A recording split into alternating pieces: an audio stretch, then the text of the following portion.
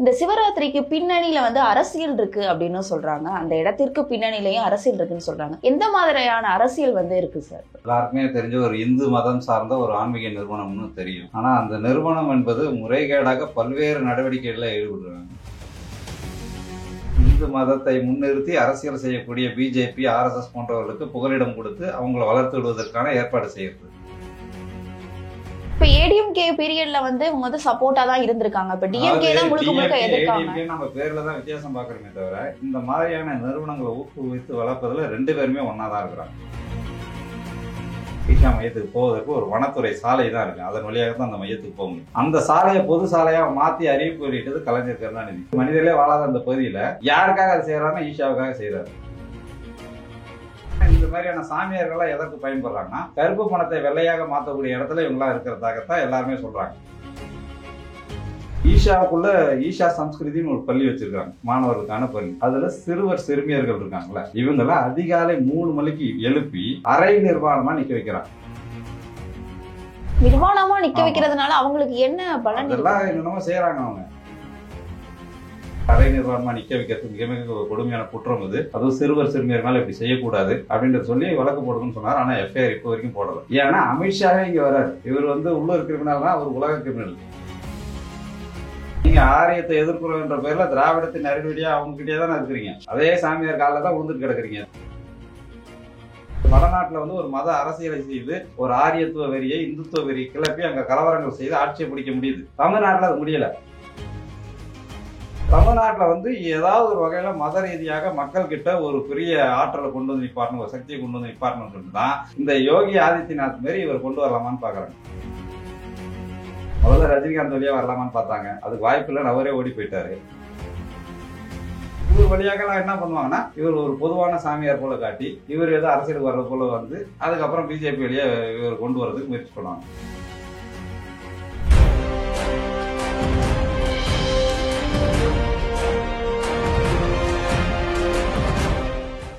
Globe 360 நேயர்களுக்கு வணக்கம். நான் உங்கள் பிருந்தா சங்கர். இன்று நம்மோடு சிறப்பு விருந்தினராக இணைந்திருப்பது தமிழ் தேசிய பேரியக்கத்தின் செயலாளர் அருணபாரதி அவர்கள். வணக்கம் சார், எப்படி இருக்கீங்க? நேற்று ஈசால சிவராத்திரி ரொம்பவே கோலாகலமா நடைபெற்றது. அதுல மத்திய அமைச்சர்லாம் கலந்துட்டு இருக்காங்க. இந்த சிவராத்திரிக்கு பின்னணியில அரசியல் இருக்கு அப்படின்னு சொல்றாங்க. அந்த இடத்திற்கு பின்னணியிலையும் அரசியல் இருக்குன்னு சொல்றாங்க. எந்த மாதிரியான அரசியல் இருக்கு சார்? ஈஷா யோகா மையம் என்பது எல்லாருக்குமே தெரிஞ்ச ஒரு இந்து மதம் சார்ந்த ஒரு ஆன்மீக நிறுவனம்னு தெரியும். ஆனா அந்த நிறுவனம் என்பது முறைகேடாக பல்வேறு நடவடிக்கைகளில் ஈடுபடுறாங்க. முதல்ல மத ரீதியாக பார்த்தோம் அப்படின்னா ஒரு இந்து மதம் அப்படின்னு சொல்லக்கூடிய இதுலதான் எல்லாருக்குமே தெரியும். ஆனால் தன்னை ஒரு மத சார்பற்ற நிறுவனம் தான் அவங்க பதிவு செஞ்சிருக்கிறாங்க. செஞ்சுட்டு இந்து மதம் சார்ந்த நடவடிக்கையை செய்யறது, இந்து மதத்தை முன்னிறுத்தி அரசியல் செய்யக்கூடிய பிஜேபி, ஆர்எஸ்எஸ் போன்றவர்களுக்கு புகலிடம் கொடுத்து அவங்களை வளர்த்து விடுவதற்கான ஏற்பாடு செய்யறது. ரெண்டாவது, அவர்கள் அமைத்துள்ள அந்த ஆசிரமம் இருக்கக்கூடிய இடம் இருக்குல்ல, அது ரொம்ப வனப்பகுதியை ஒட்டி இருக்கக்கூடிய இடம். அதில் பல்வேறு முறைகேடுகள் நடந்திருக்கு. அந்த முறைகேடுகளை வெளிப்படுத்த முயன்றவர்கள்லாம் கொல்லப்பட்டிருக்கிறாங்க. அந்த மாதிரி நிறைய சர்ச்சைகள் அந்த இடத்த ஒட்டியே இருக்கு. அப்போ அவர் அந்த ஈஷா யோகின்னு ஒரு சிலை வச்சிருக்காருல்ல, ஆதியோகி சிலைன்னு, அந்த இடமே கூட அவருக்கு சொந்தமான இடம் கிடையாது. பழங்குடியின மக்களுக்கு சொந்தமான நிலம். அதை அமெரிக்க கவுண்டர்னு அந்த பகுதியை சார்ந்த அந்த காலத்துல இருந்த ஒரு ஜமீன்தார் போன்றவர் என்ன பண்ணிட்டாங்கன்னா இந்த இதுல நில உச்சவரம் சட்டத்தின்படி பழங்குடியின மக்களுக்கு அதை கொடுக்குறாங்க. பழங்குடியின மக்கள்கிட்ட அவங்களுடைய அந்த பட்டாக்கள்லாம் கொடுத்தா அதுக்கு விவரம் தெரியாதுன்றதுனால அதை வச்சிருந்துருக்குறாங்க. அதை அரசு அதிகாரிகள் கொஞ்சம் பேர் அபகரிச்சிருக்கிறாங்க. அதைத்தான் இவர் போய் அதை வாங்கிட்டார், இடத்த போய் வாங்கிட்டார். அதன் மீது வழக்கு நடத்திட்டு இருக்காங்க. இன்னைக்கும் அந்த இடம் ஜக்கி வாசுதேவர்ன்றவர் தான் வாங்கியிருக்காரு. அவங்க அந்த ஈஷா ஃபவுண்டேஷன் பேர்ல வாங்கியிருக்காங்க. அதை வழக்கு நடத்திட்டு இருக்காங்க. வழக்கு நடந்துட்டு இருக்கு. அவங்க வெள்ளியங்கிரி மலைவாழ் பாதுகாப்பு சங்கம்ன்றவங்க 2017 முத்தமால்னு அவங்க செயலாளர் இருந்தாங்க. அதன் பிறகு அவங்க தொடர்ந்து வழக்கு நடத்திட்டு இருக்காங்க. இப்படி பல்வேறு சர்ச்சைகள். இதை இந்த இடம் என்பது பழங்குடியின மக்களுக்கான சொந்தமான இடம்னு கண்டுபிடித்தது யாருன்னா பூமிதான இயக்கத்தை நடத்தி கொண்டிருந்த ராஜேஷ்குமார் என்பவர்.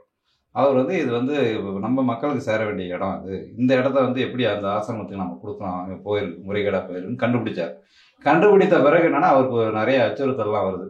உடனே அவர் என்ன பண்றாரு, ஜெயலலிதா முன்னிலையில் அவர் கையால உறுப்பினர் அட்டை வாங்கி அதிமுகவிலே இணைஞ்சிடுறாரு பாதுகாப்புக்காக. ஒரு நாள் என்ன ஆகுதுன்னா அவருடைய தலை துண்டிக்கப்பட்டு அதே சிலை கிட்ட அவருடைய உடல் கிடந்திருக்கு. அந்த ராஜேஷ்குமார். அந்த வழக்கு என்ன ஆச்சு என்னன்னு அப்படியே இருக்குது. அவர் போய் ஹைகோர்ட்டில் வழக்கு போட்டார் அதுக்கு மேலே. அதுக்கப்புறம் ஓதிச்சாமி கவுண்டர்ன்றவர் அதன் பிறகு அந்த வழக்கை கொண்டு போகணும்னு பேசினாங்க. அவருடைய மரணமும் மர்மமாக முடிஞ்சு போச்சு. இந்த மாதிரி பல மர்மங்கள் நடந்திருக்கு. அந்த இடம் என்பது பழங்குடியின மக்களுக்கு சொந்தமான இடம்னு அந்த பழங்குடியின மக்கள் கோயம்புத்தூர்லேயும் மாவட்ட ஆட்சியர் அலுவலகத்துக்கு மேலே போராட்டம் நடத்திருக்காங்க. கலெக்டர்கிட்ட மனு கொடுத்துருக்காங்க, பட்டா இந்த இடத்துக்கு எங்களுக்கு வேணும் அப்படின்னு சொல்லிட்டு. ஆனால் எதையுமே அவங்க வந்து கண்டுகொள்ளவில்லை. இப்போ அவங்க சிலை எழுப்பியிருக்காங்களா, அந்த ஆதியோகி சிலை, அந்த சிலையை வந்து 2017 திறந்து வச்சது யாருன்னா நரேந்திர மோடி. அதுக்கு முன்னால் வரைக்கும் பார்த்தோன்னா தமிழ்நாடு அரசு வந்து அவங்களுக்கு அவ்வளோ நெருக்கடிகள் கடிதம் வழியாக கொடுத்துட்டு இருந்தாங்க. ஏன்னா இந்த இடம் வந்து முறைகேடாக இருக்குது, அந்த இடத்துல வந்து ஏன் இப்படி இவ்வளோ கட்டடங்கள் கட்டுவதே எப்படின்னா ஏன் அதை வந்து தடை செய்கிறாங்க அப்படின்னா, வனப்பகுதியை ஒட்டி நீங்கள் நிலங்களில் வந்து கட்டடங்கள் எழுப்பும்போது வனப்பகுதியை ஒட்டி வரக்கூடிய உயிரினங்கள், இப்போ யானை போன்ற விலங்குகள்லாம் பாதிக்கப்படும் என்பதனால தான் அவங்க என்ன பண்ணுறாங்கன்னா 90களிலேயே வந்து ஹக்கா கமிட்டி அப்படின்னு போகிறாங்க. ஹில் ஏரியாஸ் கன்சர்வேஷன் அத்தாரிட்டின்னு ஒரு அமைப்பை உருவாக்குறாங்க தமிழ்நாடு அரசு. இப்போ வனப்பகுதியை ஒட்டி ஒரு 2 கிலோமீட்டருக்குள்ளே வந்து ஒரு ரிசர்வ் ஏரியா, அந்த மலையை ஒட்டி இருக்கிறதுனால ரிசர்வ் ஏரியா, அதற்குள்ளே நீங்கள் கட்டடம் கட்டணும் அப்படின்னா, ஒரு வீடு கட்ட போகிறோமோ இல்லை ஒரு ஆஃபீஸ் கட்ட போகிறோமோ அதை வந்து என்ன பண்ணோன்னா அந்த ஹக்கா கமிட்டிக்கிட்ட சொல்லணும். சொல்லி நாங்கள் இப்படி கட்ட போகிறோம், இதான் எங்கள் மேப்னு சொன்னால் அவங்க வந்து அதில் எல்லாம் முறையாக இருக்கா எல்லாத்தையும் பார்த்துட்டு வனப்பகுதியில் இருக்கக்கூடிய அந்த வன உயிரினங்களுக்கு அச்சுறுத்தலாம் அது இல்லாத பட்சத்தில் அவங்க அனுமதி கொடுப்பாங்க. 90களில் அந்த அமைப்பு உருவாக்கிட்டாங்க. இவங்க என்ன பண்ணுறாங்கன்னா அந்த இடத்துக்கே 92 தான் வராங்க. ஈஷா வந்து அந்த இடத்துக்கே 92 தான் வராங்க. 94லேருந்து 2008 வரைக்கும் பார்த்தோம்னா இவங்க கட்டடங்கள் கட்ட ஆரம்பிச்சு கிட்டத்தட்ட 32,000 சதுர அடிக்கு கட்டடங்கள் கட்டிட்டாங்க. இப்போ 1 லட்சத்தை தாண்டி போயிட்டு இருக்கு. இப்போ அவ்வளோ இது கட்டிட்ட பிறகுதான் இப்படியான ஹக்கா கமிட்டியை பற்றி அவங்களுக்கு தெரியுது. அவங்க போய் அதில் கேட்கும்போது என்ன ஆகுது அப்படின்னா, எதுக்குமே அவங்க அனுமதி கொடுக்க முடியாது. ஏன்னா இது முழுக்க வந்து நீங்கள் தடை பண்ணிட்டீங்க, அந்த பாதையை தடை பண்ணிட்டீங்க. 2011லேருந்து வனத்துறையிலேருந்து கடிதம் எழுதிட்டே இருக்காங்க, மாவட்ட ஆட்சியருக்கு எழுதிட்டே இருக்காங்க.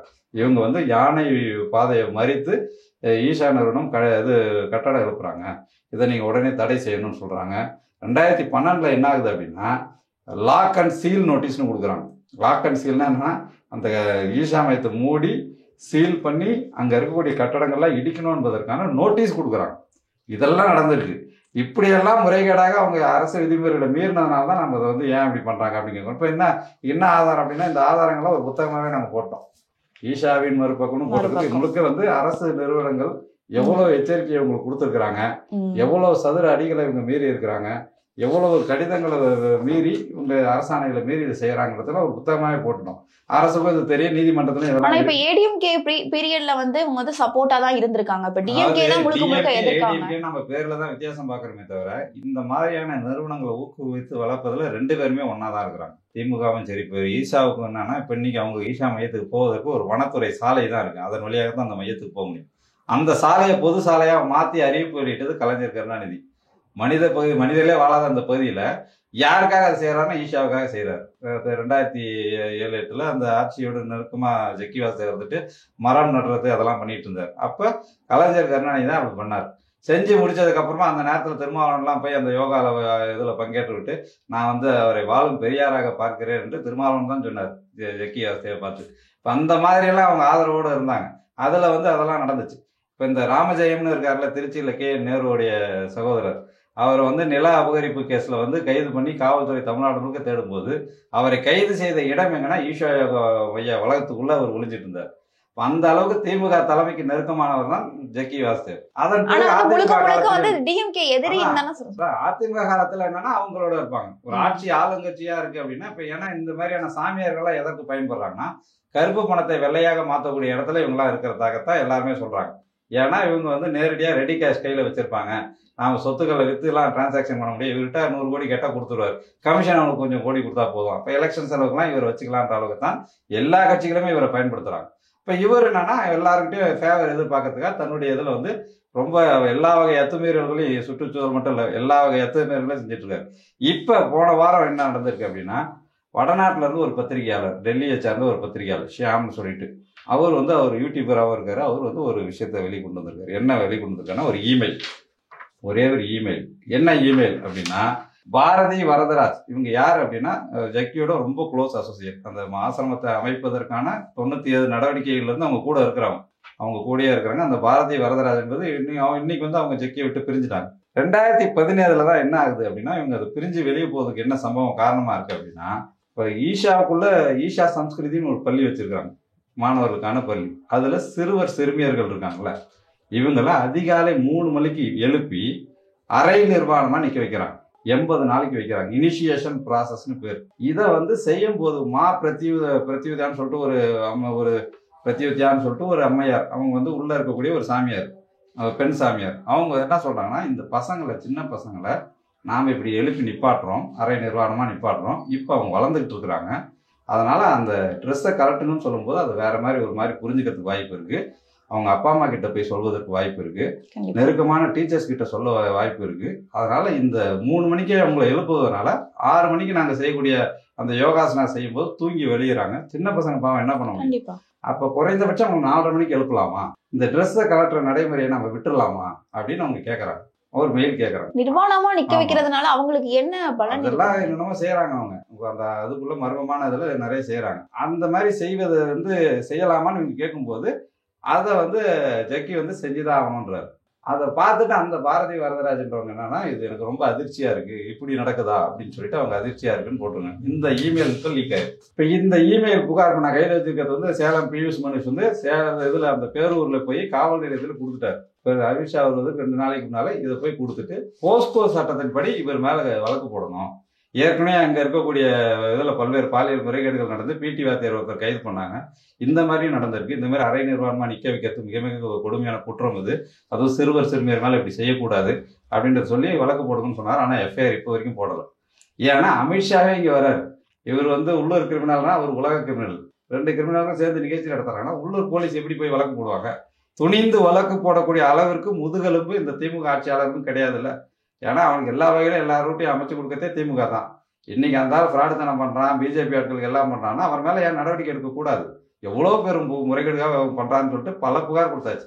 இது மட்டும் கிடையாது, எவ்வளோ புகார். காவல்துறை, திமுக அரசுடைய காவல்துறை 700 பக்கத்துல அஃபிடவிட் போட்டிருக்கு. இவங்க மேல இவ்வளவு கிரிமினல் கம்ப்ளைண்ட்ஸ் இருக்குன்னு சொல்லிட்டு உச்சநீதிமன்றத்துல திமுக அரசின் காவல்துறை தான் போட்டிருக்கு. நீங்க எவ்வளவு போட்டிருக்கீங்க, சரி உங்க கையில இருக்கு, நாங்கெல்லாம் வெளியே வச்சுட்டு இதை பேசுறோம், இப்போ மக்கள்கிட்ட பேசுறோம், உங்க கையில இருக்கு, ஆட்சி அதிகாரத்தை வச்சுட்டு நீங்க என்ன பண்றீங்க? இப்ப பிரேமானந்தான்ற ஒரு சாமியாரு, அவர் தனியா ஒரு மடம் நடத்திட்டு இருக்காரு, ஒரு கொலையில ஈடுபட்டாருன்னு சொல்லிட்டு நீங்க உடனே அவரை அரெஸ்ட் பண்ணிட்டு அவருடைய ஆசிரமத்தை என்ன பண்ணீங்க? அரசுடைமையாக்கி நிர்வாகம் பண்றீங்க. நாங்க ஈஷா யோகாவை என்னீங்க அப்படி எடுத்து அரசுடைமையாக்கி நிர்வாகம் பண்ணக்கூடாது அப்படின்னு கேட்கணும். இந்த முறைகேடுகள் எல்லாமே ஏகப்பட்ட கொலை வழக்குகள் இருக்கு. இப்ப அவருடைய மனைவி கொல்லப்பட்டது வந்து அதே ஆசிரமத்துலதான். அவங்க மனைவி வந்து எரித்து கொல்லப்பட்டார் அப்படின்னா அவங்க அது வந்து சமாதி அடைஞ்சிட்டு தான் இவர் சொல்றாரு.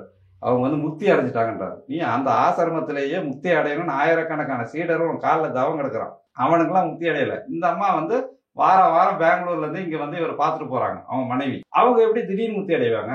அதுக்கப்புறம் அந்த முக்தி அடைஞ்சிட்டாரு, இறந்துட்டாங்கன்னு அவங்களுக்கு செய்தி போகுது, அவங்க வீட்டுக்கு சொல்றாங்க. சொன்ன உடனே அவங்க அப்பா சொல்றாரு, நீ ஃப்ராடு, நான் என் மகளுடைய உடலை பார்க்கணும், நான் அங்க வந்து உடலை பார்க்கற வரைக்கும் எதுவும் செய்யாதீங்கன்றார். ஆனா அவர் அங்க போகிறதுக்குள்ள எரித்து சாம்பலாக்கி சமாதி எழுப்பி வச்சிருக்கிறாங்க. அதுக்கப்புறம் கோயம்புத்தூர்ல அவர் கம்ப்ளைண்ட் கொடுக்க போது இவ்வளவு நிறுவனம் இதெல்லாம் வச்சிருக்காரு, எல்லாம் எப்படி சப்போர்ட்டா இருப்பாங்கன்னு சொல்லிட்டு பெங்களூர்ல போய் கொடுக்குறாரு. பெங்களூர் புகார் என்பதுதான் திரும்ப கோயம்புத்தூருக்கு ஆலந்தூர் ஸ்டேஷன்ல வந்து வருது, எஃப்ஐஆர் வருது. அதுக்கப்புறம் அந்த ஸ்டேஷன்ல அந்த கொலை வழக்கு எப்படி முடிக்கிறாங்கன்னா அன்டிடெக்டபிள்னு முடிக்கிறாங்க. கண்டுபிடிக்க முடியலன்னு ஏதாவது செய்வாங்களோ, ஒன்று குற்றவாளியை நோக்கணும், இல்லை குற்றவாளியை தேடுறோம்னு சொல்லணும். அன்டிடெக்டபிள்னு சொல்லிட்டு மேலிடத்துல இருந்து அந்த உத்தரவு காரணமாக அதெல்லாம் அவங்களுடைய சென்டென்ஸ்.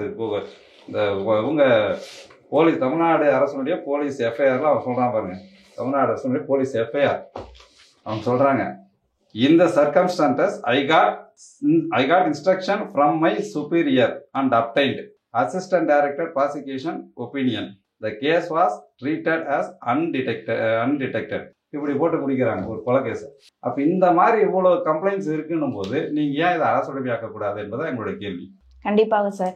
இப்ப வந்து தொடர்ந்து வந்து பிஜேபியோட ஆதிக்கம், அதாவது பிஜேபி சார்பில் தான் இவங்க வந்து தொடர்ந்து வந்து அந்த இடத்த நடத்திட்டு வராங்க. ஏன்னா இப்ப கூட வந்து நடத்தக்கூடாது அப்படின்னு சொல்லிட்டு மனு போட்டிருக்காங்க. அதையும் வந்து நீதிமன்றமே தள்ளுபடி பண்ணியிருக்கு. இதை நீங்க எப்படி பாக்குறீங்க? இந்த நீதிமன்றத்தை பொறுத்த வரைக்கும் என்னன்னா, அவங்க வந்து இந்த ஆக்ஷன் எடுக்காம இந்த அரசுகள் இருக்காங்களா, இப்ப அவங்களே கேட்டு சுப்ரீம் கோர்ட்ல என்ன கேட்கறாங்க, இவ்வளவு கன்ஸ்ட்ரக்ஷன் அவங்க பண்ணியிருக்காங்க, அதை எதிர்த்து நீங்க இவ்வளவு மனு போட்டிருக்குன்னு சொல்றீங்க, ஏன் ஆக்ஷன் எடுக்கலன்னு கேட்கறாங்க. திமுகவையும் கேட்கறாங்க, அதிமுக. தமிழ்நாடு கவர்மெண்ட் ஆக்ஷன் எடுக்கல உண்மையிலேயே. நீங்க ஆரியத்தை எதிர்க்கிறோன்ற பேர்ல திராவிடத்தின் அறிவடியா அவங்க கிட்டே தானே இருக்கிறீங்க. அதே சாமியார் காலில் தான் விழுந்துட்டு கிடக்குறீங்க. திமுக அமைச்சர்கள் இப்போ போன முறை ஜனாதிபதி வந்தப்போ மனோ தங்கராஜ் என்ற அமைச்சரை திமுக தான் ஈஷாவுக்குள்ள அனுப்பி வச்சது. போன சிவராத்திரியில் உங்க அமைச்சர் இருந்தார்ல, இந்த சிவராத்திரிக்கு அமித்ஷா வராது, நீங்க அனுப்பாம இருக்கலாம். ஆனா எல்லா வகையிலும் திமுகவோட நெருக்கமா தானே இருக்கார் ஜக்கி. அவருடைய நிறுவனம் செயல்பட்டு தானே இருக்கு. எந்த தடையை நீங்க வச்சீங்க, அவங்களுக்கு என்ன நெருக்கடி கொடுத்துட்டீங்க, ஒண்ணுமே கிடையாது இல்ல. அப்படி நீங்க அரசு ஆதரவோட அந்த நிறுவனம் இருக்கும்போது நீங்க எப்படி அதை ஒரு வெறும் பேப்பர்ஸ்ல மட்டும் இருக்கு இந்த எதிர்ப்புலாம். அரசாங்கம் வந்து நீங்க யானை இதை வந்து இதை வழித்தடத்தை மறிச்சிட்டீங்கன்னு சொல்லிட்டு மாவட்ட வனத்துறை சொல்லுது. சுற்றுச்சூழல் அனுமதியை நாங்க வாங்கலாம்னு அவனே சொல்றாங்க, யூஷாவே சொல்றாங்க. 2018 அவங்களே சென்னையில் இருக்கக்கூடிய அந்த சுற்றுச்சூழல் துறைக்கு எழுதுறாங்க கடிதம். என்ன எழுதுறாங்கன்னா, நாங்கள் எந்த பர்மிஷனையும் வாங்கல. யாரா எழுதுவானா, நான் செஞ்சுட்டேன் தப்பு நேராக ஒத்துக்க மாட்டால, அவன் சொல்றான் நாங்கள் எந்த எதுவுமே வாங்கல, எங்களுக்கு அனுமதி கொடுங்கன்னு 2018 கேட்கறான். இந்த சேலைகளை எல்லாத்தையும் திறந்து ஒரு நிறுவனமாகி இந்த பிரச்சனைலாம் வந்த பிறகு கேட்கறாங்க. அப்ப அந்த அளவுக்கு அவங்க திமிரா இருப்பதற்கு காரணம் இந்திய அரசனுடைய ஆதரவு, தமிழ்நாட்டில் இருக்கக்கூடிய திராவிட கட்சிகளுடைய ஆதரவு, இதில் தான் கேட்கறாங்க. இதை தான் வந்து நீதிமன்றத்திலே கொஸ்டின் பண்றாங்க. நீங்க எதுவுமே பண்ணாம இருக்கிறீங்க, அதனால அவங்க வளர்ந்துட்டு இருக்கிறாங்க. நீங்க இப்ப போயிட்டு எல்லாம் முடிஞ்சு அவங்க ஒரு நிறுவனமா எஸ்டாப்ளிஷ் ஆகும் தொடக்கத்திலே நீங்க நிறுத்திருந்தீங்கன்னா பிரச்சனை வந்திருக்காது. இதைத்தான் அந்த மக்கள் சொல்றாங்க. நாம சொல்றோம் எவ்வளவு பேர் சுற்றுச்சூழலாளர்லாம் சொல்றதுலாம் தொடங்கும் போதே நீங்க லாக் அண்ட் சீல் நோட்டீஸ் நீங்க கொடுத்தீங்கன்னா, நீ போய் நோட்டீஸ் கொடுத்த அடுத்த நாள் புல்டோசரோட அங்கே போய் நின்று இருக்கணும். ஆனா நோட்டீஸை நீ வெளியே வந்து ஒட்டிட்டு என் கடமையை முடிச்சுட்டு ஓடுறதுல தான் இந்த திராவிட கட்சிகள் இருக்காங்க. அதிமுகவும் சரி, திமுகவும் சரி. அப்ப இந்த மாதிரி நீங்க வளர்த்து நிற்கும் போது இவன் இன்னைக்கு வந்து பிஜேபியோட ஒரு பீடம் போல ஆகிட்டான். இப்ப என்னன்னா, அந்த வடநாட்டுல வந்து ஒரு மத அரசியலை செய்து ஒரு ஆரியத்துவ வெறியை, இந்துத்துவ வெறியை கிளப்பி அங்க கலவரங்கள் செய்து ஆட்சியை பிடிக்க முடியுது. தமிழ்நாட்டில் அது முடியல.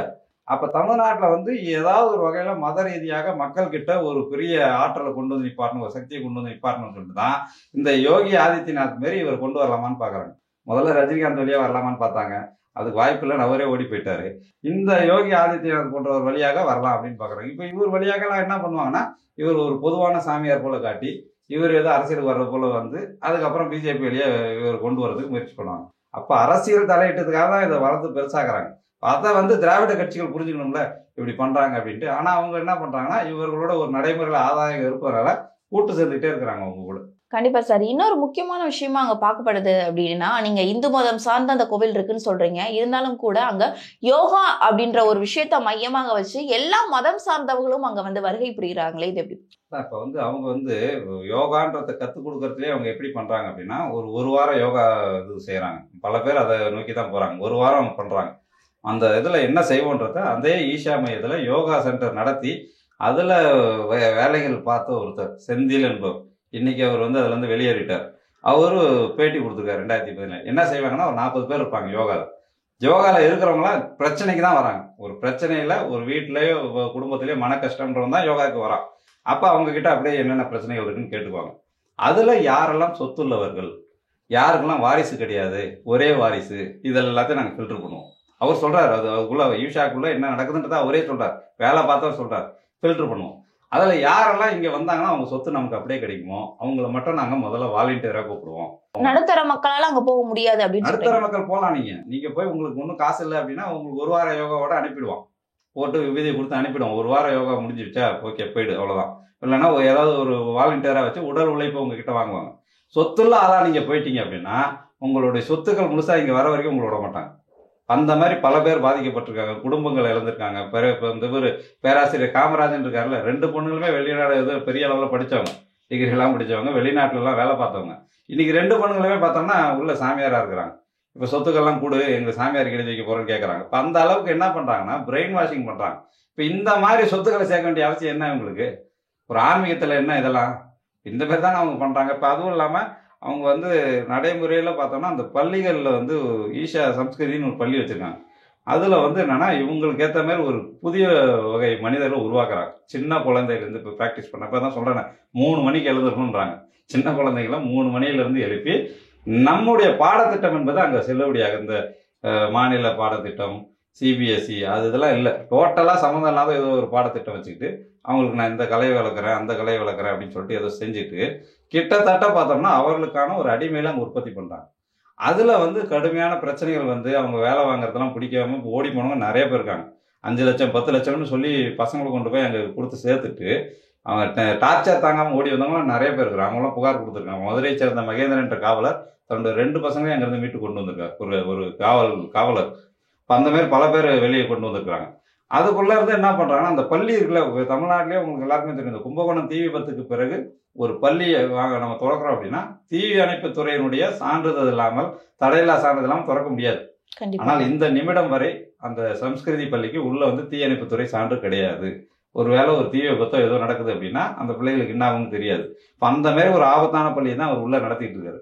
அதன் வழியாக என்ன பண்ணோம்னா, அவருக்கேற்ற சில அடிமைகளை உற்பத்தி பண்ணிக்கிறார். அவங்களுக்கு சன்னியாசம் கொடுக்கறது, தீட்சை கொடுக்கறது, அவங்க குடும்பத்துல இருந்து பிரிக்கிறது, அவங்க அப்பா அம்மா கூட பற்றா இருக்காங்கன்னா அவங்களை பிரித்து இதில் கொண்டு வந்துடுவார். இப்போ இவருடைய மகள் வந்து அங்கே இருக்கிறாங்களே, அந்த ராதேன்ற பொண்ணு, அந்த பொண்ணு காதல் திருமணம் பண்ணுது, இவரே தான் கல்யாணம் பண்ணி வைக்கிறாரு.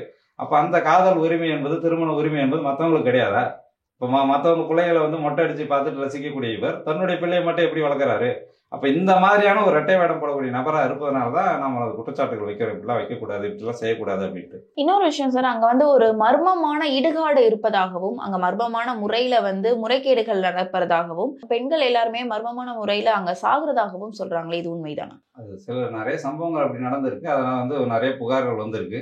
இந்த சுடுகாடு வந்து என்ன பண்ணுறாங்க அப்படின்னா, இவங்களே என்னென்னா, இப்போ தமிழ்நாடு அரசு என்னென்னா சுடுகாடு நடத்தக்கூடிய பொறுப்பு இருக்குல்ல, அதில் இருந்து தனியார் மயம்னு தொடங்கி இப்போ பல தொண்டு நிறுவனங்கள்கிட்ட கேட்குறாங்க, நீங்கள் நடத்துங்கன்னு கேட்குறாங்க. ஜக்கி வாசன் என்ன சொல்கிறார், ஈரோடு கோயம்புத்தூர் பகுதிகளில் பெரும்பான்மையான சுடுகாடுகள் கிட்டத்தட்ட நிறைய வச்சுருக்காரு, அவரே நடத்துகிறார். அதை பார்க்கும்போது அவங்க இந்த மாதிரி சேவை செய்கிறாங்க அப்படின்னு நினைச்சு, அதாவது எலக்ட்ரிக் சுடுகாடு இருக்குல்ல, அதை அவங்க நடத்துகிறாங்க. இதெல்லாம் வெளியே இப்படி செஞ்சுட்டாலும் உள்ளே அவங்க ஒன்று வச்சுக்கிட்டாங்க, நாங்கள் தங்களுக்குன்னு. அதில் என்ன நடக்குது, ஏது நடக்குது, யார், அதெல்லாம் அந்த கணக்கே வராது வெளியே. அதில் என்ன தான் நடக்குதுன்றது கணக்கு தெரியாது. அதுக்குள்ளேயே தான் போன வருஷம் சுபஸ்ரீன்ற ஒரு பெண்ணு அதில் போய் வந்து ஒரு வாரம் என்னமோ இது போகிறாங்க, சைலன்ஸ்னு ஒரு இது யோகா இது சொல்கிறாங்க. இப்போ என்னன்னா அவங்க பிரச்சனைகளோட போகிறாங்க. பிரச்சனைகளோட போகிறவங்களுக்கு என்ன தெரியுமா அவங்க ட்ரீட்மெண்ட்டு? ஒரு வாரம் அவங்க யார் கூடயும் பேசக்கூடாது, பக்கத்தில் எது தண்ணி எடுத்து கொடுங்க, சாப்பாடு எங்கே இருக்கும் அதை கூட அவங்க கேட்கக்கூடாது. இப்படி ஒரு வாரம் அவங்க அமைதியாக இருக்கிறது. இதுக்குள்ள அவங்களுடைய மென்டல் ப்ராப்ளம்ஸ் அதிகமாகி அங்கேருந்து ஓடிடுவாங்க. சில பேர் மனநிலை பாதிக்கப்பட்டுருவாங்க, சில பேர் ஏதாவது தவறான முறையில் கூட பயன்படுத்தப்படலாம். அந்த மாதிரி மர்மமாக இறந்து போனவங்க தான் அந்த சுபஸ்ரீ. ஒரு வாரமாக தேடிட்டு இருக்கோம், திடீர்னு பார்த்தா ஒரு கிணத்துல வந்து அவங்களுடைய உடல் கிடைக்குது. அதுபோல் கணேசன் என்பவர் அந்த ஈஷாவில் போய் சேர்ந்து சாமியாராக அதுக்குள்ளே இருந்தவர். திடீர்னு ஈஷாவே கம்ப்ளைண்ட் கொடுக்குறாங்க, இவரை காணான்னு. உங்ககிட்ட தான் சாமியாராக இருந்துட்டு அவர் இருந்தாருன்னு சொன்னேன், அவர் காணான்னு சொல்கிறீங்களே, இப்போ வரைக்கும் அவர் கிடைக்கல, கணேசன் இப்போ வரைக்கும் கிடைக்கல. இப்போ இந்த மாதிரியெல்லாம் நிறைய நடக்குது. அதுபோல் சுவாமி ஏகான்னு ஒருத்தவர், அதுபோல் வந்து புதுச்சேரியை சார்ந்த ஒரு சாமியாரிணி ஸ்ரீதேவின்றவங்க வந்து உள்ளே என்னன்னா வேற ஒரு பிரம்மச்சாரின்னு ஒருத்தவர் கூட காதல் ஆகி போச்சு. அந்த காதலுக்காக அவங்க ரெண்டு பேருமே என்ன ஆகுறாங்கன்னா போராடுறாங்க உள்ள, நாங்கள் எங்களை விட்டுருங்க, நாங்கள் போயிடுறோம். அதில் வந்து அந்த ஸ்ரீதேவி விஷம் குடிச்சு இறந்து போகிறாங்க. அதுக்கப்புறம் அந்த இவர் வந்து பாம்பு கடிச்சு இறந்து போகிறாரு. இந்த மாதிரி நிறைய குற்றச்சாட்டுகள் இருக்கு உள்ள. அப்போ இதெல்லாம் என்னன்னு ஒரு எஃப்ஐஆர் ஆயிருக்கான்னு கூட தெரியாது. நாங்கள் என்ன சொல்கிறோம், இவ்வளோ குற்றச்சாட்டுகளை விசாரிப்பதற்காக ஒரு ஆணையம் போடுங்க, ஒரு ஒரு கமிட்டி போட்டு இந்த குற்றச்சாட்டுகள்லாம் முறைப்படி விசாரிங்க. நீங்களே 700 பக்கத்தில் அறிக்கை கொடுக்குறீங்க இந்திய அரசுக்கு, இந்த சுப்ரீம் கோர்ட்டுக்கு, இவ்வளோ குற்றச்சாட்டுகள் இருக்குன்னு சொல்லிட்டு. அதை நீங்கள் முறையாக விசாரிங்க. விசாரித்து இதில் உண்மைகள் இருக்குன்னு தெரிஞ்சுன்னா அந்த ஆசிரமத்தை இழுத்து மூடிட்டு அங்கே வழிபாடு வேணும்னா செய்யலாம். இப்போ லிங்கபைரி கோயில் வச்சுருக்காங்க, கோயிலுக்கு போய் சாமி கும்பிடலாம், அதில் ஒன்றும் தடை கிடையாது, வழிபாடு பண்ணுறது பண்ணுங்க. ஆனால் சொத்துக்களை நிர்வகிக்கக்கூடிய இடத்துல இருந்து அவரை நிப்பாட்டுங்க, அவர் தூக்கிட்டு அவர் மீதான குற்றச்சாட்டுகளுக்கு அவர் தண்டனை கொடுங்க. இவ்வளோ பெரிய மத நிறுவனங்கள் வைத்துக்கொண்டு கிட்டத்தட்ட 700 பேர் உள்ள இருக்கிறதா சொல்கிறாங்க. அதில் பெரிய அளவில் வெளி மாநிலத்தவர் இருக்கிறாங்க, வெளிநாட்டவர் இருக்கிறாங்க. அதில் எவ்வளோ பேருக்கு வந்து விசா முடிஞ்சிருக்காங்கலாம் தெரியாது. இதெல்லாம் நீங்கள் முறைப்படி விசாரிக்கணும். இப்போ அதில் இருக்கக்கூடியவங்கெல்லாம் பார்த்தோன்னா பல மாநிலங்களை சார்ந்தவங்களாம் இருக்கிறாங்க உள்ள, அவங்க பேர் எல்லாமே மாற்றப்படுது. நீங்கள் வந்து ரக்ஷான்னு ஒருத்தவங்க இருக்காங்க அப்படின்னா அவங்களுக்கு வேற ஒரு பேர், மாலதா அப்படின்னு சொல்லிட்டு இவங்க ஒரு பேர் கொடுக்குறாங்க, எல்லாருக்கும் பேர் மாற்றிடுவாங்க. அந்த மாதிரி பல பேர் உள்ள தங்க வச்சிருக்கிறாங்க. இதை முழுமையாக விசாரிக்கணும் அப்படின்றதான் நம்முடைய இது. ஆனா வந்து மக்கள் வந்து தொடர்ந்து அங்க வந்து பல்லாயிரக்கணக்கான மக்கள் வந்து தொடர்ந்து வந்து அங்க போயிட்டு வழிபடுறாங்க. அதாவது அவங்க எதற்காண்டி போறாங்க அப்படின்னா, மனநல மண்ணுயிர் ஆக்கம், இனநலம் எல்லா புகழும் தரும் அப்படின்ற ஒரு குரலுக்கு ஏற்பதான் வந்து மக்கள் வந்து எங்களை தேடி வராங்க, அதாவது ஈசாவை தேடி வராங்க அப்படின்னு ஜக்கி அவர்களும் சொல்றாங்களே, இது எந்த அளவுக்கு உண்மையா இருக்கு? இன்னைக்கு வந்து தமிழ்நாட்டில் வந்து தமிழ்நாட்டின் மீது மக்கள் மீது வந்து மிகப்பெரிய ஒரு பொருளாதார அழுத்தம் இருக்கு. எல்லா வகையிலுமே பொருளாதார அழுத்தம் இருக்கு. நகரமயமாக்கல் ஆயிடுச்சு. இப்போ வந்து இந்தியாவிலேயே 48 விழுக்காடு நகரம் இருக்கக்கூடிய ஒரு மாநிலமாக தமிழ்நாடு இருக்கு. அப்படின்னா கிராமங்கள்லாம் ஒழிஞ்சு போயிடுச்சு. கிட்டத்தட்ட 52 விழுக்காடு கிராமங்கள் ஒழிஞ்சு போயிடுச்சு. அப்போ வந்து இந்த மாதிரி நகரமயமாக்கல் ஆகி நகரங்களை நோக்கி மக்கள் போன பிறகு என்ன ஆயிடுச்சுன்னா, குடும்பங்கள்ல அமைதி இல்லை. ஒரு பெரிய அப்பார்ட்மெண்ட் இருக்கலாம், அந்த அப்பார்ட்மெண்ட்ல கணவன் மனைவி இருப்பாங்க, குழந்தைகள் இருப்பாங்க, ஆளாளுக்கு ஒவ்வொரு ரூம்ல ஆளாளுக்கு ஒவ்வொரு ஃபோன் வச்சுட்டு இருப்பாங்க, பிரிந்து இருக்கிறாங்க. கூட்டு குடும்ப அமைப்பு முறை போயிடுச்சு. இப்போ இதனால மக்கள் சந்திக்கக்கூடிய அழுத்தம் இருக்குல்ல, இதுல இருந்து விடுபடுவதற்காக அவங்க வந்து யோகாவை நோக்கி போறாங்க.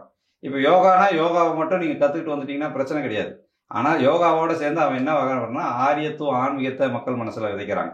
அவங்களுடைய நிறுவனங்கள் முழுக்க முழுக்க சமஸ்கிருத பேர் தான். அவங்க உள்ள யார் போனாலும் முதல்ல இப்போ தமிழ்ச்செல்வின்னு ஒரு பொண்ணு போச்சுன்னா அந்த பேரை நீக்கிட்டு முதல்ல சமஸ்கிருத பேர் தான் வைப்பாங்க. உள்ள இருக்கக்கூடிய எல்லா கட்டடங்களுக்கும் சமஸ்கிருத பேர்.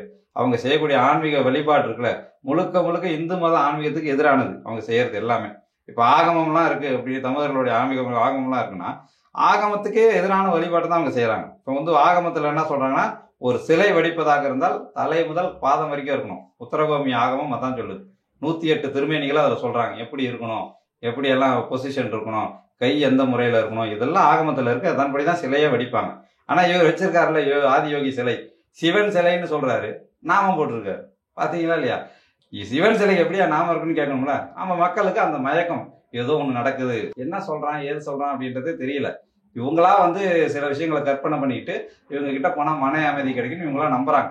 நம்பி அவன் பாடக்கூடிய அந்த பாடல், அந்த இசை ஓசை இதுல மயங்கி போய் இவர் வழியா எனக்கு ஏதோ கிடைச்சது அப்படின்னு நம்பி, அதுலயும் நடுத்தர வர்க்கத்துல இப்போ இந்த கம்ப்யூட்டர் சாஃப்ட்வேர் இன்ஜினியரிங் இந்த மாதிரியான ஒரு வேலை பார்க்கக்கூடியவங்க ஒரு ஸ்ட்ரெஸ்ல இருக்கும்போது இது தனக்கு ரிலீஃப் கொடுக்குது அப்படின்னு நினைச்சிட்டு போயிடறாங்க. உண்மையிலே ரிலீஃப் வேணும் அப்படின்னா தமிழருடைய ஆன்மீகத்துல தேவாரம், திருவாசகத்துல, திருமந்திரத்துல நீங்க எவ்வளவு விஷயங்கள் இருக்கு, அதெல்லாம் படிச்சு தெளிவு வரலாம். பல்வேறு கோயில்கள் தமிழ்நாட்டுக்குள்ள இருக்கு, அதுக்குள்ள போய் நீங்க பல கோயில்கள் சித்தர வழிபாட்டு தலங்கள்லாம் இருக்கு, அங்க போய் தெளிவு பெறலாம். ஆனா அவங்க என்ன பண்றாங்கன்னா இதை அப்படியே ஒரு அரசியலா மாற்றுவதற்கு இவங்களை பயன்படுத்துறாங்க. இது அப்படியே இது ஒரு பெரிய கூட்டமா காட்டுறது, இந்த கூட்டத்தின் வழியாக நன்கொடை என்ற பெயர்ல வசூல் பண்ணி இதை வந்து ஒரு பெரிய நிறுவனமா வளர்க்கறது. இப்ப இந்த நிறுவனமே ஈஷாவே என்னன்னா ட்ரஸ்ட்ல போடும்போது இது ஒரு மத நிறுவனம் கிடையாது, இது ஒரு மதத்துக்கான ஒரு சாதிக்கான நிறுவனம் கிடையாது, சொந்தமாக லாப நோக்கத்தில் நாங்கள் எந்த நடவடிக்கையிலும் ஈடுபட மாட்டோம், இதெல்லாம் சொல்லி தான் வாங்குறாங்க அனுமதி. ஆனால் ஒரு ருத்ராட்ச கொட்டை 10,000 ரூபான்னு சொல்லிட்டு அவன் வெப்சைட்டில் தான் வைக்கிறான். திரிஷூல் ஷெல்டர்ஸ்னு போட்டிருக்கான். என்ன கார்பரேட் மாதிரி அவன் வீடு கட்டி வித்துட்டு இருக்கான். கன்ஸ்ட்ரக்ஷன் பிஸ்னஸில் இருக்கான். கன்ஸ்ட்ரக்ஷன் பிஸ்னஸை லாபம் இல்லாமல் செஞ்சுட்டு இருக்கிறாங்களா? அவங்க உள்ளே போயிட்டு நீங்கள் தங்குவதற்கு எவ்வளோ கட்டணும்? போயிட்டு இப்போ இந்த இது சிவராத்திரிக்கு போகிறாங்களே, சிவனை கிட்ட பார்க்கணுன்னா 1.5 லட்ச ரூபா. இந்த நடிகைகள் இவங்கெல்லாம் ஆடுறாங்களா, இதை கிட்ட பார்க்கணுன்னா 1.5 லட்ச ரூபா, பின்னால் போனால் 50,000, கடைசியில் இருந்து பார்க்கறதுக்கு 5,000 ரூபா. இதெல்லாம் லாப நோக்கம் இல்லாமல் செய்கிறாங்களா? அப்போது வந்து அவங்க என்ன சொல்கிறாங்களோ அதற்கு நேராக எதிராக அவங்க நடத்திட்டு இருக்கிறாங்க. இதெல்லாம் புரிஞ்சுக்கணும்ல. ஒரு ஆன்மீகத்தில் இருக்கக்கூடியவன் இப்படி பொய் சொல்லலாமா? அரசு விதிமுறைகளை மீறி நிற்கலாமா? இப்போ இவங்க வந்து யானை வெளித்தடத்தை மறிச்சிட்டாங்கன்னு நம்ம சொல்கிறோம், இதனால என்ன பாதிப்புன்னு கேட்கலாம். இப்போ இதனால என்னப்பா பிரச்சனை, எல்லாம் மக்கள் வந்து போகிறாங்க அப்படின்லாம். கிட்டத்தட்ட 2009 2013 வரை இந்த ஈஷா யோகம் இருக்கக்கூடிய அந்த பகுதியில் மட்டும் 51 மனிதர்கள் யானையினால மிதிப்பட்டு இறந்து போயிருக்கிறாங்க. 51 பேர். அது எப்படி அந்த உயிர் போகுது? இப்போ இந்த நிறுவனங்கள்லாம் இந்த இடத்துல இவங்க கட்டடங்களை ஆக்கிரமிக்கிறோன்னா 51 பேர் உயிரோட இருந்திருப்பாங்கல்ல. இது என்னது? இது சாதாரணமாக நடந்துருமா? இது யானை விலங்கு மோதல் என்பது கோயம்புத்தூர் பகுதியில் அதிகமானது காரணமே என்னன்னா, ஈஷா மட்டும் இல்லை, அங்கே வந்து கார்வின்யான் இருக்கு, அதுபோல் இந்த கிறிஸ்தவ மதபோகர் நிறுவனம் இருக்குது, இந்த அமிர்தானந்த நிறுவனம் இருக்கு. எல்லாம் இந்த காடுகளை ஒட்டியே இருக்கக்கூடிய யானை வழித்தடத்தெல்லாம் ஆக்கிரமித்த பிறகு யானையிலேருந்து சிறுத்தையிலேருந்து எல்லாம் உள்ள வர ஆரம்பிச்சிச்சு. ஏன்னா அவங்களுக்கான அந்த வழி தடைபடுது. அப்போ வன விலங்குகள் இவ்வளவு சித்திரவதை அனுபவிக்கிறதுக்கு இவங்க ஏன் அங்கே போய் ஆசனம் நடத்தணும்? இப்போ இவங்க நேற்று போய் நீங்கள் அந்த நிறுவனம் இது நடத்திருக்காங்களே மகாசேவத்தை, அதை எடுத்து பாருங்களேன். எவ்வளவு ஸ்பீக்கர்ஸ் வச்சிருக்காங்க, எவ்வளவு லைட் வச்சிருக்காங்க. ஆனா இதனால எந்த வன உயிருக்கு ஆபத்து இல்ல அப்படின்ற மாதிரி தான் சத்குரு அவர்கள் வந்து சொல்லியிருக்காங்க. அவங்க சொல்லலாம், நிரூபிக்க முடியாதுல்ல. இப்ப வன எந்த யானை கிட்ட போய் நம்ம பேட்டி எடுத்து உங்களுக்கு ஆபத்து இருக்கான்னு கேட்க முடியும்? பயந்து போய் வராதுங்க. அது இவ்வளவு சவுண்டு போடுறீங்க, அதனுடைய இயல்பான இதுக்கு என்ன மனநிலைக்கு என்ன ஆகும்? இந்த இடத்துல ரொம்ப சத்தமா இருக்கு, நீங்க மக்கள் அதிகமா கூட ஆரம்பிச்சா அந்த பகுதி வெப்ப பகுதி ஆயிடும். வெப்ப பகுதி ஆயிடுச்சு அப்படின்னா விலங்குலாம் அந்த இடத்துல வராது. ஏன்னா இவ்வளோ பேர் கூடுறாங்க, நம்மளை ஏதாவது தாக்கிட போகிறாங்க அப்படின்ற பயம் இருக்கும்ல. ஒரு பாம்பு பூச்சி கூட வராது இல்லை. இப்போ இவங்க 2017 ஆதியோகி சிலையை நிறுவன நிகழ்ச்சி நடக்கும்போது பிரதமர் நரேந்திர மோடிக்கு பாதுகாப்பு ஏற்பாடுகள் பண்ணுறாங்க. அப்போ என்ன பண்ணுறாங்க? யானைகள் வந்து விடாமல் தடுப்பதற்கு இவங்களே ஏற்பாடுகள் செய்கிறாங்க தீயணைப்பு துறையில். அப்போ யானை வந்துடக்கூடாதுன்னு ஏன் அந்த இடத்துல ஏற்பாடு பண்ணுறான்னு பார்த்தா அது யானை வந்து போகக்கூடிய பகுதி. திடீர்னு வந்துருச்சுன்னா என்ன பண்ணுறது? நான் பாதுகாப்பு ஏற்பாடு அதுலேயே தெரிய வேணாமா? அப்போ யானைகள் எளிதாக வந்து கொண்டிருக்கக்கூடிய பகுதியை நீங்க ஆக்கிரமிச்சிருக்கீங்க. 2014 சிஏஜி ரிப்போர்ட்லயே சொன்னாங்க. அதை தான் இன்னைக்கு அந்த நிதி அமைச்சராக இருந்த பழனிவேல் தியாகராஜன் அவர்கள் திமுக ஆட்சியாளர்கள் சொன்னார். இந்த மாதிரி சிஏஜி ரிப்போர்ட்ல இருக்குங்க, நீங்க யானை வெளித்தடத்தை ஆக்கிரமிச்சிருக்கீங்கன்னு சொல்லிட்டு. அதன் பிறகு என்ன பண்ணாங்க? இதே திமுக அமைச்சருக்கு முன்னால பேசினார், ஜெயிக்கிறதுக்கு முன்னால பேசினார். ஜெயித்த பிறகு என்ன ஆனாரு? அவர் அப்படியே ஆஃப் பண்ணிட்டாங்க. இப்போ வரைக்கும் அவர் ஈஷா பற்றி அவர்கிட்ட நீங்கள் போய் கேட்டு பாருங்க. அவர் தான் குற்றச்சாட்டு வச்சாரு. அவர்கிட்ட கேட்டு பாருங்கள, பேசக்கூடாதுன்னு சொல்லிட்டாங்க. யார் சொன்னாங்க? திமுக தலைமை சொல்லுது. அப்போ ஜக்கிக்கு எதிராக பேசாதீங்கன்னு சொல்லிட்டு திமுக தலைமை சொல்லுதுன்னா இவர்களும் பிஜேபியும் இவ்வளோ கள்ள உறவுல இருக்காங்கன்னு பாருங்க. அப்போ அந்த அளவுக்கு இந்த நிறுவனங்கள், இந்த கட்சிகள் இவங்களை ஜக்கியை, இந்த ஈஷாவை பாதுகாத்துட்டு இருக்கிறாங்க. கண்டிப்பா சார். இது எல்லாமே ஒரு புறம் இருந்தாலும் கூட அங்க யோகா பயிற்சி மேற்கொள்றவங்களுக்கு காலையில அதிகாலையில ஒரு மூலிகை பானம் கொடுக்கறதாகவும், அந்த மூலிகை பானத்தை ரெகுலரா எடுத்துட்டு வந்தா அவங்களுக்கு கொஞ்சம் கொஞ்சமா மூளை செயலிலிருந்து ஹோமா ஸ்டேஜுக்கு போறதாகவும், அதற்கு பின்பு கிட்னி திருட்டு அப்படிலாம் எல்லாமே நடைபெறுதுன்னு சொல்றாங்க. இதெல்லாம் உண்மைதான்? அது சொல்றாங்க, குற்றச்சாட்டு சொல்றாங்க. அது அரசாங்கம் விசாரிக்கணும். இன்னொன்னுன்னா, இந்த பசங்களுக்கு, சம்ஸ்கிருதி பசங்களுக்கும் சரி, உள்ள இருக்கிறவங்களுக்கும் சரி, சாப்பாட்டுல பூண்டும் வெங்காயம் கலக்கப்படுவதில்லை. ஏன் அதை செய்யறாங்க அப்படின்னா, ஆரியர்கள் அவங்க வர்ணாசிரம தர்மத்தின்படி இது ரெண்டும் சாப்பிடக்கூடாதுன்னு சொல்லிட்டு அவங்க ஏதோ சொல்லியிருக்கிறாங்கன்றதுனால பூண்டும் வெங்காயமும் அவ்வளவு நல்லது. இது சேர்க்கக்கூடாதுன்றதுனால என்ன ஆகுதுன்னா, அவங்களுக்கு ஏகப்பட்ட குறைபாடுகள் வரும், உடல் குறைபாடுகள்லாம் வரும். அதெல்லாம் தாங்கிட்டு தான் அங்க இருக்கக்கூடியவங்க எல்லாம் இருக்கிறாங்க. அந்த பாதிப்பெல்லாம் ஏற்படுத்துற நிறுவனங்கள்லாம் பார்த்தோம்னா இது மட்டும் இல்லை. இப்போ இஸ்கான் ஒன்று இருக்குல்ல, இந்த ஹரே ராமா ஃபவுண்டேஷன் சொல்லுவாங்க. அவங்க இந்த கர்நாடகத்தில் பிஜேபி ஆட்சி அந்த பிறகு என்ன பண்ணுறாங்கன்னா, பள்ளிகளில் உணவு நாங்கள் போடுறோம். நாங்கள் இது ஒரு தொண்டு நிறுவனம் ஆச்சுன்னு சொல்லிட்டு பிஜேபி அவங்ககிட்ட கொடுக்குது. அவங்க என்ன பண்ணுறாங்க, நாங்கள் சமைச்சு கொடுத்தா பூண்டு வெங்காயம் சேர்க்க மாட்டோம் அப்படின்னா, சரி ஓகே அப்படின்னு சொல்லிட்டு பள்ளி குழந்தைகளுக்கு அப்படியான உணவு கொடுக்குறாங்க. ஒரு ஆண்டுக்குள்ள பிறகு எடுத்து பார்த்தோம்னா அந்த பகுதியில் ரத்த சோகை கொண்ட குழந்தைகள் அதிகமாயிட்டாங்க. காரணம் இந்த நிறுவனம். அந்த நிறுவனத்தின் மீதும் நடவடிக்கை கிடையாது, எதுவும் கிடையாது. அப்ப இந்த மாதிரியான உணவை தான் அவங்க உள்ள எல்லாருக்கும் போடுறாங்க. சின்ன குழந்தைகள்ல இருந்து பெரியவங்க வரைக்கும் அங்க இருக்கக்கூடிய அந்த சாமியார்கள்லாம் போடுறாங்க. அவங்களுக்கு அந்த கேள்வி கேட்கிற உணர்வு, ஒரு சொரணையோட இது என்னன்னு கேட்கிற உணர்வு எல்லாம் போயிடும். கிட்டத்தட்ட பார்த்தோம்னா அவர்கள் மழுங்கடிக்கப்பட்ட மனிதர்களாக மாற்றப்படுவாங்க. இதெல்லாம் அவங்க உணவு முறையில இருந்து கொண்டு வராங்க. கீழ்ப்படிதல்னு அப்படின்ற பொருளை கொண்டு வராங்க. எல்லா வேலைகளையுமே அவங்கள செய்ய சொல்றாங்க. எல்லா வேலைகளும் அவங்க செய்வாங்க. இயல்பா சின்ன பசங்கள்ல இருந்து எல்லாருமே அவங்களுக்கு படிப்பு தான் ஒன்றும் கிடையாது. ஸ்கூல்ன்ற பேர் தான் ஸ்கூலை தவிர அவங்கள வேலை வாங்குவதற்கான அடிமைகளை உற்பத்தி செய்யக்கூடிய இடத்தை அவங்களே உள்ள நிறுவிட்ட பிறகு அந்த மாதிரியான புதிய அடிமைகளை அவங்க உற்பத்தி செய்யறாங்க. அதற்கான உணவு முறையை அவங்க போட்டுக்கிறாங்க. இதெல்லாம் தடுக்கிறதுக்கு எந்த மாதிரியான வழிமுறைகளை மேற்கொள்ளலாம் நீங்க நினைக்கிறீங்க? நாங்க இதை பத்தி மக்கள் கிட்ட தொடர்ந்து விழிப்புணர்வு ஏற்படுத்திட்டு வரோம். தமிழ் தேசிய பேரியக்கம், தெய்வ தமிழ் பேரவைலாம் 2021 இருந்து அவரை பத்தி நாங்க பேசுறோம். ஏன் நாங்க இதை போய் திடீர்னு அவரை பத்தி பேசுறோம் அப்படின்னா, அதுக்கு முன்னால் வரைக்கும் ஏதோ பண்றாரு அப்படின்னு தான் நாங்க நினைச்சிட்டோம். அவர் எப்போ தமிழ்நாட்டு கோயில்களை எல்லாம் தமிழ்நாடு அரசிடமிருந்து விடுவிச்சு அறநிலைத்துறை கலைக்கணும்னு அவர் சொன்னாரோ அப்பதான் ஒரு அரசியல் அபாயம் இருக்கு இவர் வழியா. அவர் ஏன் அதை சொல்றாருன்னா, பிஜேபி, RSS, ஆரிய பிராமணர்கள் கிட்ட இந்த கோயிலை கொடுன்றது தான். இந்த கோயில்ல அறநிலையத்துறை கட்டுப்பாட்டில் இருப்பதனால தான் அறநிலையத்துறையை இதை செய்ய அதை செய்ய நாங்கள் கேட்க முடியும். இப்போ சிதம்பரம் கோயில் இருக்கு பாருங்க, அந்த கோயில் முழுக்க முழுக்க இவங்க தீட்சிதர் கையில் இருக்கிற மாதிரி இருக்கு. இன்னைக்கு உள்ள போய் உண்டியல் வசூல் என்னன்னு கூட கேட்க முடியாது. இப்போ உண்டியலே வைக்க முடியல. இப்போ வரைக்கும் உண்டியல் வைக்க முடியல. அந்த கோயில என்ன தட்டு காசு போடுறோமோ அதை அந்த தீட்சிதர்கள் எடுத்துட்டு போயிடுறாங்க. உண்டியல் வசூல் வச்சுக்கும் போது பார்த்தோன்னா ஒரு 6 மாதத்துல 3 கோடி வசூல் ஆகுது. அறநிலைத்துறை கட்டுப்பாட்டில் கொஞ்சம் காலம் இருக்கு பாருங்க, 6 மாதத்துல 3 கோடி வசூல் ஆகுது. அதே இடத்துல ஒரு ஆண்டு உண்டியல் வசூல் உங்ககிட்ட எவ்வளோன்னு கேட்டா 39,000 சொல்றாங்க. வெறும் 39,000 தான் வந்துச்சு தீட்சிதர்கள் சொல்றாங்க. அப்ப நீங்க தனியார்கிட்ட கொடுத்தா என்ன ஆகும் அப்படின்றதற்கு தீட்சிதர்கள் இவங்க சிதம்பரம் கோயில் உதாரணம். இது போல தமிழ்நாட்டில் இருக்கக்கூடிய எல்லா கோயிலையும் கொடுங்கன்னு ஒரு மனிதர் சொல்றாரு அப்படின்னா, இந்த கோயில்கள் எல்லாம் அழிக்கணுன்ற நோக்கம் தான் அவருக்கு இருக்க முடியும். அதனாலதான் இவருக்கு முன்னால யார் இருக்காங்க அப்படின்னு போது ஆரிய பிராமணர்கள், ஆரிய வர்ணாசிரமம், இந்த ஆரிய ஆன்மீகம், இதை வைத்து தமிழ்நாட்டுல இவர் ஒரு ஏற்பாடு பண்ணிட்டு இருக்காரு. அப்போ ஒரு RSSக்கான ஒரு பின்னணி வேலையை இவர் செஞ்சுட்டு இருக்காரு. எனவே இவரை எதிர்த்து இயங்க வேண்டும் அப்படின்னு சொல்லிட்டு 2021 இருந்து இதற்கான ஆதாரங்களை திரட்டி புத்தகங்கள் போட்டதோடு ஒரு டாக்குமெண்ட்ரியும் செஞ்சுட்டு வரோம் இவரை பற்றி வெளியிடுவதற்கு. அதுபோல மக்கள்கிட்ட விழிப்புணர்வு பற்றி இந்த மாதிரி ஆன்மீகவாதிகள் பின்னால போறதை விட நம்முடைய தமிழர் ஆன்மீகத்திலே இருக்கக்கூடிய பல்வேறு அருளாளர்கள் இருக்கிறாங்க. இப்போ நம்ம தமிழ்நாட்டிலேயே பார்த்தோம்னா சித்தர்கள் ஊருக்கு ஊர் இருக்கிறாங்க.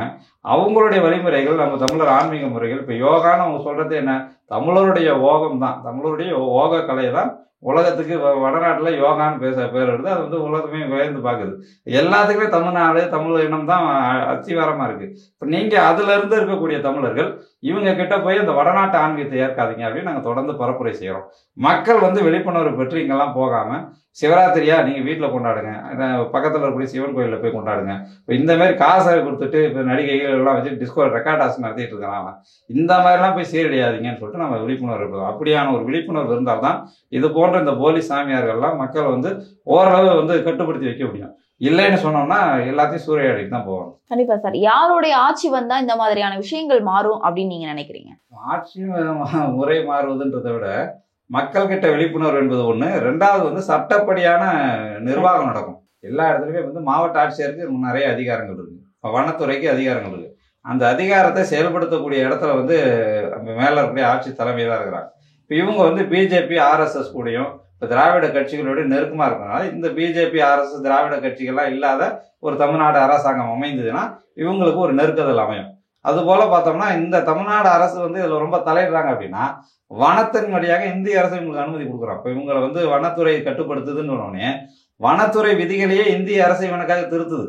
இந்திய அரசே திருத்துது. 2014 வனத்துறை விதிகளை இவங்க தளர்த்துறாங்க, இவங்க நடத்திக்கிட்டோம் அப்படின்றதுக்காக. இப்போ அந்த அளவுக்கு இந்திய அரசு வளைந்து கொடுக்குது அப்படின்னா நேரடியாக ஒரு இந்திய ஆட்சியாளர்கள் இவங்க பக்கம் நிற்கிறாங்க. இப்போ நீங்க தமிழ்நாட்டு அரசியலில் மட்டும் இவர் முழுசா இது பண்ணி மாத்திர முடியாது. அப்போ இந்திய அரசை மாற்ற முடியுமான்னு பார்த்தா இந்தியாவில் 545 பேர்ல நம்ம 40 பேர் தான் இருக்கோம். நாடாளுமன்றத்தில் 40 பேர் போய் குரல் கொடுத்தால் கூட அந்த வனத்துறை சட்டத்தெல்லாம் மாற்றத்தை கொண்டு வந்துட முடியாது. எனவே நாம வந்து தமிழ்நாட்டில் தமிழர்களுக்கான ஒரு தன்னாட்சி உரிமைக்கு, நாம ஒரு சுயநிர்ணய உரிமைக்கான ஒரு தமிழ் தேச குடியரசு அமைக்கணும், இறையாண்மை உள்ள ஒரு தேசம் அமைக்கணும்ன்ற அளவுல ஒரு மிகப்பெரிய விழிப்புணர்வோட தமிழ் தேசிய நீரோட்டத்தோட ஒரு போராட்டத்தை முன்னெடுக்கும் போதுதான் இந்த அதிகாரங்கள் நம்ம கைக்கு வரும். இந்த அதிகாரம்லாம் கைக்கு வந்தால்தான் இது போன்ற போலி சாமியாருடைய அதிகார முறைகேடுகளுக்கு எதிராக நடவடிக்கையை உறுதியா எடுக்க முடியும். கண்டிப்பா. ஈசா யோகம் மையம் பின்னாடி இருக்கக்கூடிய பல அரசியல் பின்னணிகளை தெளிவாக எடுத்துரைத்ததற்கு நன்றி. நன்றி.